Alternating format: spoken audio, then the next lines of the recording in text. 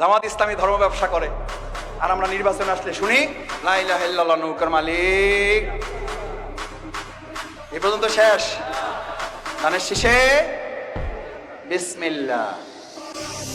আজ যারা আচারি কিংবা ফাজারি বলেন, আপনাদেরকে লাঞ্ছনা এবং অপমানের শেষ ঠিকানায় পৌঁছে দিতে ওই আল্লাহর সময় দরকার হবে না।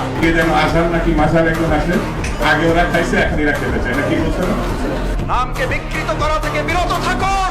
বিএনপি নাকি চাঁদাবাজি করে, বিএনপি নাকি দখলবাজি করে। ইসলামপন্থী আলেমগণ যখন চাঁদাবাজের বিরুদ্ধে কথা বলে, একদল খাইছে আর একদল রেডি হয়ে গেছে, তখন ওই কপাল পরে জামাওয়ালার মতো লোকেরা জট করে দিতে চান। মনে রাখবেন, খলিফার কাজ ভেঙে চুরে তছনছ করে নতুন একটা বাংলাদেশ বিনির্মাণ আমরা করবই।